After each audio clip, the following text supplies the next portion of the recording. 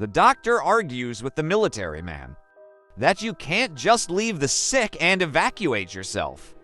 All this happens next to a pink-haired girl lying with an oxygen mask on her face. A shootout begins in the hospital corridor. The doctor and nurse are forced to flee in horror. You can hear people screaming gunshots. The sounds of breaking bones and limbs being torn to pieces, gradually.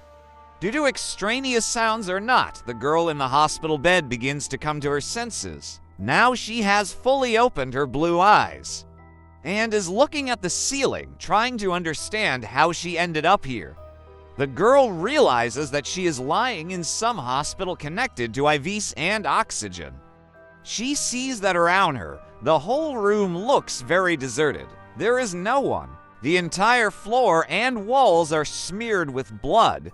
The girl first sits down slowly, then puts her bare feet on the cold floor and tries to get up.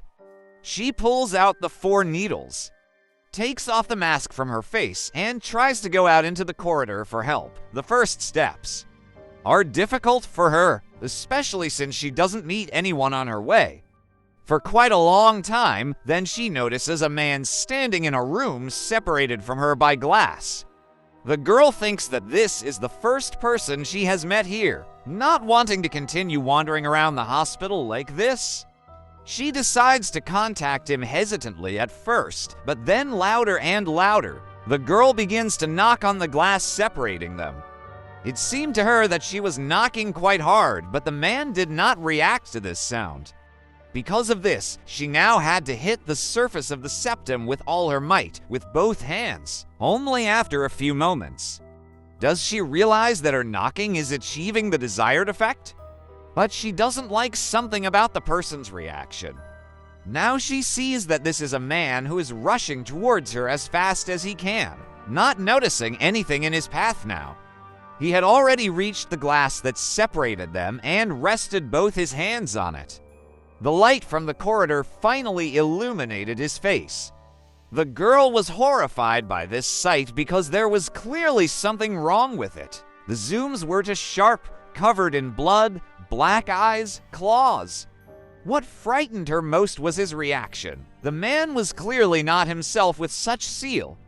He tried to get to her through this glass. The man didn't say anything coherent. He just growled and made other frightening sounds, and tried to bite through the barrier. At that moment, all the horror films about zombies that she had ever seen in her life came to the heroine's head. The girl took a step back, 1, 2, 3, and could not take her frightened gaze away from the man opposite her, and he just thoughtlessly scratched the glass with his claws. Tried to break through it without connecting any logic to this. The girl slowly raised her hands to her face, covered her mouth with them so as not to make any more sound, and continued to slowly move back. She was still in shock from what she had seen, and did not fully understand whether all this had happened in reality, or whether she was just having a nightmare. I decided not to risk it, so I turned around, hoping to get as far away from this place as possible before it was too late. Some extraneous sound attracted her attention. Turning around, the girl was finally convinced that everything was happening to her. In reality, from around the bend along the hospital corridor, a creature was crawling along the floor towards her, leaving behind traces of blood. The heroine clasped her elbows with her hands, trembling with fear, not knowing where to get away from this monster in the narrow corridor in which the creature, meanwhile, was getting closer and closer to the girl, leaving her even less chance of escaping. Only when the monster was ready to attack the girl was she able to shake off her stupor, turn around, and run in the opposite direction. The girl came back from where she had only recently left, where she met that strange man, where at least glass separated him from her, running past her very first zombie in her life. The heroine noticed that he was still trying to get to her. Therefore, she decided not to stop, but ran further and further, until her strength began to leave her and shortness of breath appeared from fatigue. After suddenly running immediately after waking up, The girl leaned her whole body against the box, hoping to get some rest. But it turned out to be on wheels. And the heroine did not calculate her capabilities and leaned on him too much. Because of this, the table began to move. The girl lost her balance due to fatigue and unable to stand on her own. Tripped and fell to the floor. She fell flat, hitting the cold slabs with her knees and hands, and the collision itself echoed throughout the hospital corridor. Her legs were all covered in blood. Either she got them dirty while running through the building, or she managed to hurt them somewhere. She had almost no strength left to try to get up and move on. So the girl decided to crawl for a while. She was overcome by despair because of what was happening around her, because she didn't know how she found herself in such a situation, and whether she should expect help. A little further down the corridor, the heroine again came across a man in a white medical coat, hoping this time that she was not in danger, but she was mistaken again because, having responded to her call for help and turned around, another walking monster appeared in front of her. The girl found it very ironic that even the doctors who were supposed to treat and save everyone ended up catching this strange disease. She understood that there had to be even more of them outside, so even if she managed to escape, it would be very difficult to survive there. The heroine did not understand at all and no longer believed that there was still normal, healthy people left here, desperate this time. Remaining completely exhausted, the girl, instead of running away, simply sat down in the middle of the corridor. She watched as the man who had once been a doctor and saved lives, perhaps even her own, was now moving towards her, clearly intending to hurt and kill. She no longer cared about anything. The girl only wanted her torment to end as soon as possible, already preparing to give up her life. The heroine closed her eyes, but suddenly saw her younger brother and sister hugging each other. They believed in her return and sat somewhere and waited for her.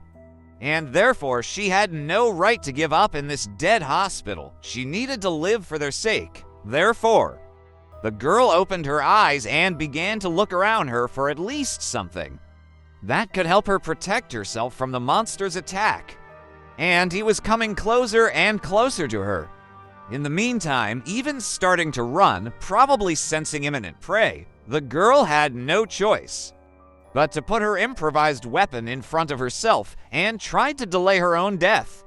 Out of nowhere, in this clearly abandoned hospital, a guy appeared who warned our heroine, putting on a mask at the same time, that her screams only attracted more of the other creatures wandering around in the area. The guy threw his hand behind his back, felt the hilt of his katana with his palm, and sharply pulled it out, taking the weapon in both hands. And swinging it to the side to strike, he rushed at the monster, attacking the girl as fast as he could right in front of our heroine. He swung his katana with force, and with one blow, cut off the head of a creature that was once a living person. The girl watched all this while sitting with her eyes wide open, unable to move or take her eyes off this picture. The former doctor's head fell with a thud onto the cold floor next to her knees, and rolled further, splashing blood around it. The girl came to her senses, finally followed the flight path of the limb, and tried to comprehend what had just happened for several seconds. She then looked away from the severed head, and turned to face her savior, awaiting further instructions. He turned out to be a tall, obviously young guy with a strong build who had just killed a man, and did not even doubt his decision for a second. And he meanwhile looked at the girl in response and slowly walked towards her. Approaching with every step, he came close to our heroine, squatted down in front of her, leveled their faces, and looked into her eyes. The girl, with the last of her strength, held back the tears that welled up at the wrong time, trying with all her might not to give in and not cry. She looked into the face of her savior, half hidden by the mask, trying to utter a word. She was no longer able to hold back the tears, and they rolled in small tracks from her eyes to her chin, wetting her cheeks. Big Eye extended his hand to her face, gently wiped the wet areas under her eyes with his finger, and said that he would help the girl. Get out of here. They walked not very fast, but not very slowly, either one after another. First the guy wearing comfortable, high-laced boots, then the girl barefoot and with wounded feet. The guy always walked ahead, leading the heroine along the corridors of the hospital, meandering in different parts of it, killing all the monsters that they met. On the way, the girl tried to maintain his walking pace, realizing that a slight delay, and especially a lag, could cost her life. She looked at the back of her savior, examined his clothes, and noticed an earring on the left, already in the shape of an elongated cross. He had not spoken a word since the first meeting, so she could only watch and also silently follow him everywhere. However, the girl's body, tired after a long period without movement or training, left the girl's body faster and faster. At some point, her leg twisted and the heroine began to fall over, losing her balance, but the guy put his hand up and caught her, thereby protecting her from falling. The girl looked up at him, everything in front of her face blurred from fatigue as if in a fog, and then the guy finally spoke, asking her name and asking several other questions about her health. The girl introduced herself by the name Malia, then asked for just a minute to rest, after which the couple moved on, having reached the last turn. The heroes hid and first looked around the corner to reconnoiter the situation. Near the exit, they saw that their way was blocked by a whole crowd of the same monsters that they had seen earlier. They wandered around the entire lobby, as if they were trying to look for something, reacting to the slightest noise from the outside. The guy said that they would be able to slip past this whole crowd only if they did not make a sound.